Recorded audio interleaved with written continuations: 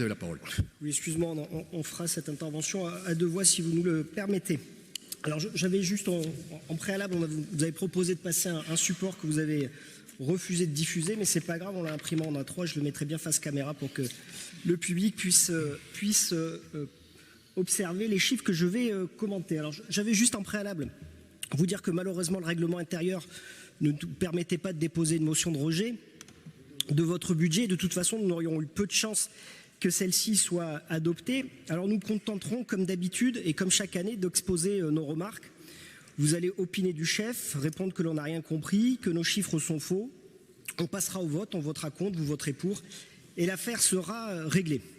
Mais c'est bien dommage pour le débat et la transparence que nous devons aux Bordelaises et aux Bordelais. Alors malgré tout, nous ferons avec ma collègue Anne Famille quelques remarques.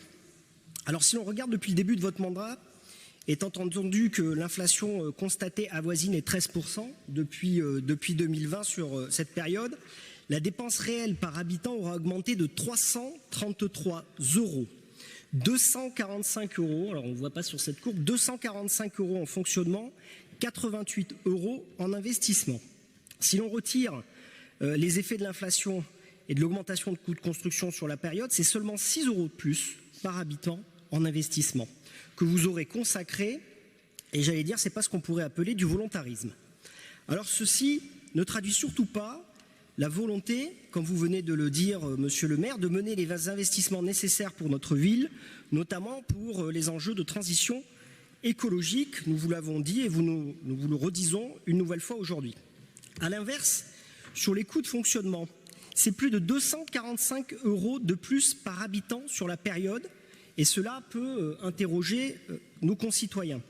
Je vous concède, ces 245 € incluent, vous l'avez dit, les effets des surcoûts énergétiques à hauteur de 26 € par habitant sur la période, mais comme vous l'avez dit, ils ont été réduits de 2/3 entre 2023 et 2024.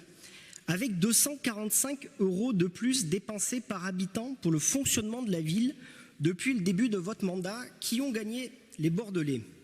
L'extinction de l'éclairage public dans la moitié de la ville, plus d'insécurité, moins de propreté, moins d'entretien des trottoirs, plus de difficultés à trouver une place en crèche, plus de difficultés à se loger à proximité de leur travail, plus de difficultés à trouver un rendez-vous pour leur renouvellement de passeport ou de carte d'identité, l'absence d'infrastructures cyclables sécurisées à hauteur de l'évolution des usages, des milliers de plants d'arbres plantés au milieu de nulle part qui font tout sauf de la fraîcheur, s'ils arrivent à survivre, pas plus de concertation sur les sujets qui les concernent, ni même plus de réponses à leurs sollicitations, moins de subventions pour les associations dans les quartiers. Anne Famille y reviendra dans la suite de ce conseil. Alors vous nous avez dit au moment de la douloureuse augmentation de la taxe foncière que vous vouliez préserver un service public de qualité pour nos habitants, notamment en recrutant davantage d'agents municipaux et en les valorisant mieux. D'ailleurs, il suffit de voir comment vous présentez leur augmentation indiciaire comme un choc exogène. Vous leur refusez aussi la prime pouvoir d'achat. Les intéressés apprécieront. Alors, regardons le cas particulier du recrutement des agents municipaux et donc des dépenses de fonctionnement qui en découlent. Pour les crèches, nous constatons que vous budgétez 3 emplois d'auxiliaires de puéricultrices en moins en 2024 et il vous en reste 16 à pourvoir sur ceux que vous avez budgétés en 2023. Vous ne les ferez pas. Pour les agents de la police municipale, vous en avez budgété 10 supplémentaires en 2024, conformément à vos annonces.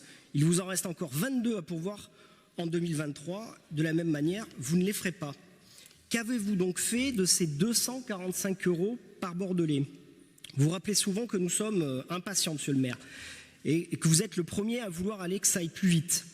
Ce qui semble aller le plus vite, ce sont les dépenses de fonctionnement de notre ville. Le recours à des cabinets externes, la communication à grands frais, les dépenses qui viennent compenser les investissements que vous n'avez pas réalisés, à commencer par la rénovation énergétique et thermique des bâtiments municipaux, les écoles en premier lieu, dont le budget est en recul en 2024, ou encore l'accélération nécessaire du déploiement des LED pour l'éclairage public. Bref, ce budget est une fuite en avant. Les dépenses de fonctionnement s'envolent indépendamment de l'inflation, les investissements stagnent. Qu'est-ce qui a changé pour les Bordelais, mis à part leur contribution fiscale? Qu'est-ce qui va changer demain pour Bordeaux? Où sont les investissements dont notre ville a besoin?